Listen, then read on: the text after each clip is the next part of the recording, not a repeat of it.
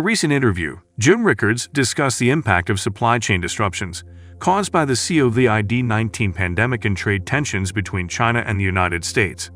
The US and Brazil are the two largest exporters of soybeans, and China is the world's largest importer. However, when the US imposed tariffs on Chinese goods, China retaliated by moving its soybean orders to Brazil, disrupting the entire supply chain and leaving US soybean growers without a market. Rickards explained that these disruptions have caused a breakdown in the supply chain, which will take a long time to rebuild. Don't forget to like and subscribe if you enjoy the content we do here on this channel. Let's get right into the video.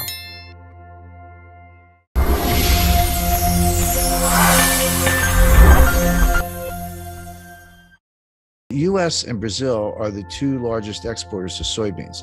China is the world's largest importer of soybeans. China was buying all their soybeans from the United States just as a way to kind of make it up a little bit. Like, well, we got to buy the soybeans anyway.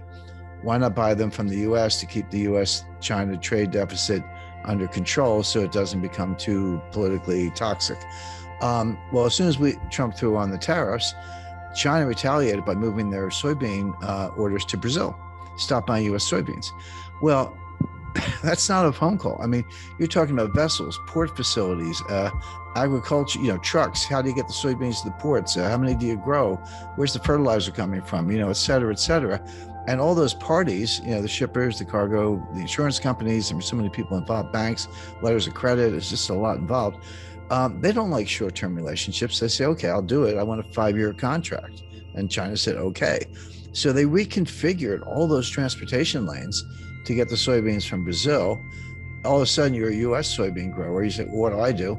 Well, we start selling them to the Netherlands because the Netherlands needs soybeans too. So now instead of shipping them from like Port of LA to Ningbo and near Shanghai, we're shipping them from Port of Houston to, I don't know, France, Marseille or someplace, or Rotterdam. So the point being, you completely scrambled all these supply chain relationship, and they break down. It's not that it's the end of the supply chain. I actually start the book. I have an introduction where I talk about a Bronze Age vessel, a wreck in a place called Uluburun, which is off the southern coast of Turkey, that was discovered by a sponge diver in the 1980s, and then it was excavated. It was the most perfectly preserved Bronze Age cargo they've ever discovered. But what was in it, and I have the inventory list and a lot of research on it, there was amber from the vicinity of the Baltic Sea. There was gold, which at the time came from Sudan. There were swords, which at the time came from Damascus or present day Israel and Lebanon. There was oil from olive oil from Italy, etc. There was a carving of Queen Nefertiti, which was bound for her in Alexandria, Egypt. The point being, this vessel was doing a counterclockwise circuit of the Mediterranean Sea, based on the winds, picking up and dropping off cargo all along the way. But that supply chain, if you go from, like Sweden to Sudan, it's almost the Arctic Circle to the equator, and from present-day Iran to Spain, that's 5 million square miles. So there's nothing new about supply chains. We can document to the Bronze Age. What was new, beginning around 1989, was supply chain science. The combination of vastly improved computing power, artificial intelligence, new algorithms, and more sources of data that could be put together and used by experts to optimize and make the supply chains more efficient. That was new. Rickards also discussed the history of supply chains, pointing out that supply chains have existed since the Bronze Age, as evidenced by the discovery of a perfectly preserved Bronze Age cargo ship that was doing a counterclockwise circuit of the Mediterranean Sea, picking up and dropping off cargo all along the way. However, what is new is supply chain science, which began in 1989 with the fall of the Berlin Wall and the collapse of the Soviet Union. Rickards spoke with a supply chain expert who explained that it took 30 years to build the current supply chain, but it was destroyed in just 3 years. Rebuilding it will take at least 10 years. And it kind of began with the fall of the Berlin Wall and the collapse of the Soviet Union. And Berlin Wall fell in 1989. Soviet Union dissolved in 1991. I talked to the guy who, this is a worldwide endeavor, but he was probably the single most responsible individual for all the significant developments in the supply chain in the last 30 years. And he said to me, he said, Jim, you have to understand, it took us 30 years to build it. We blew it up in 3 years. It's not going to come back overnight. It's going to take 10 years or more to rebuild it. And what I talk about in the book is supply chain 1.0, which is 1989 to 2019, and then supply chain 2.0, which kind of starts now, but is going to go indefinitely because it's going to take a long time to put this together. It's it's like dropping a vase and it breaks in 1,000 pieces. You can't put it back together. You got to go buy a new vase. And that's what's going on with the supply chain. There will be a supply chain, there always is, but the new supply chain will look very different from what we've just come through. Because the whole 30 years of period I'm describing was built on efficiency, lower cost, lower cost, lower cost. It was kind of the Walmart model. So yeah, just-in-time inventory, everyone knows about that, but there's something called cross-docking. That's where a truck pulls up at a warehouse and you unload it. Instead of putting the stuff in the warehouse, you move it to another truck that then goes to a destination. The stuff never goes in the warehouse. Inventories are very expensive. They're costly to finance. You got to move the stuff around. It's called picking. Pick the stuff off the shelf with you. I used to drive a forklift, so I know a little bit about it. And put it on a truck. I used to unload trucks too. Hey, I've got 7 suppliers. Why don't I cut it down to 3 and do bigger contracts with each one and get lower unit costs? I've got 5 transportation lanes. Why don't I cut that down to 2, get everything to Los Angeles and Seattle, as the case may be, et cetera. And they did it for 30, and they got costs lower, and Walmart and Amazon were the champions of this, but everyone else was doing it. But they missed something. What they missed was that while they were getting those unit costs lower for consumers, there were hidden costs, and the main hidden cost was you were creating greater frailty. This whole system was subject to a massive breakdown. So what happens if you have 2 suppliers and they both go on strike? What happens if you have one port of entry and it's backlogged? What happens if you've got cross-docking in warehouses and there aren't enough trucks? There are 80,000. We need 80,000 drivers. Wish they'd hire them instead of these IRS agents. But the point being, it is breaking down all across the board. Now, can it be put back together? Yes, but the biggest difference between 2.0 and 1.0, this goes by different names.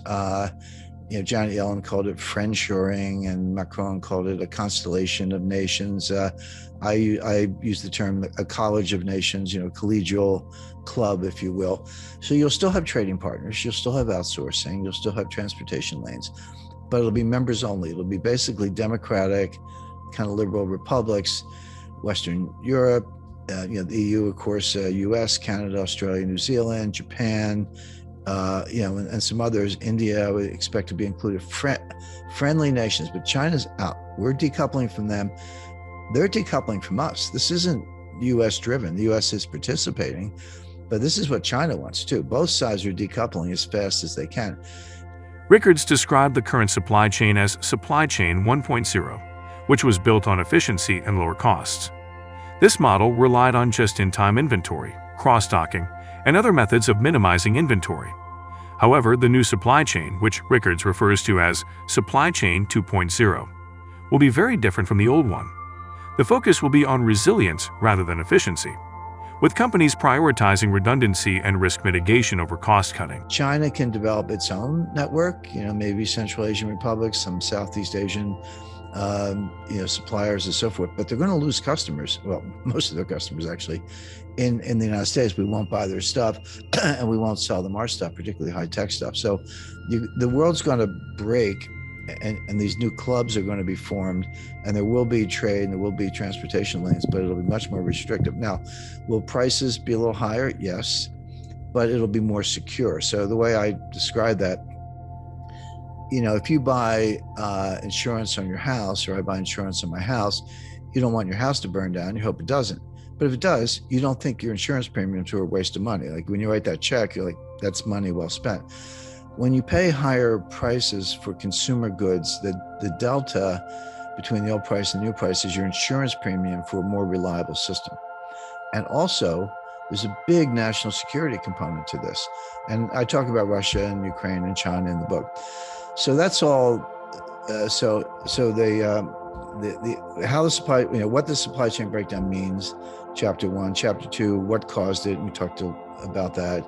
And 3, where is it going? What are the constraints? And we talked about that.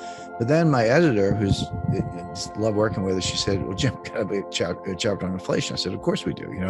The supply chain breakdown is causing a lot of the inflation we see. And we agreed on that. And then I said, I'm going to write another chapter on deflation.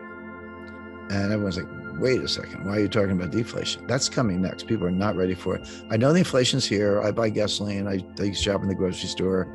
I get it. It's persistent. It's not transitory. I understand all that. But inflation has 2 major sources. One is the supply side, which is called cost push inflation.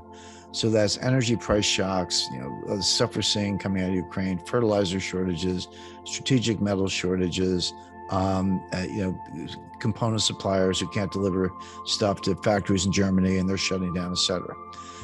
The other cause is from the demand side, and that's called demand pull inflation. Basically, it's psychological.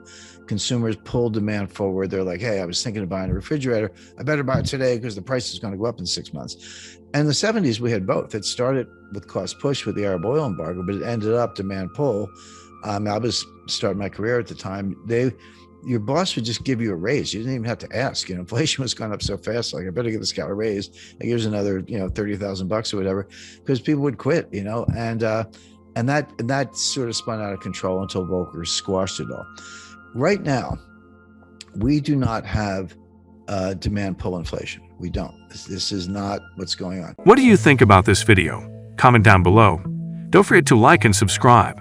This is Nifty Invest. We'll see you in the next video.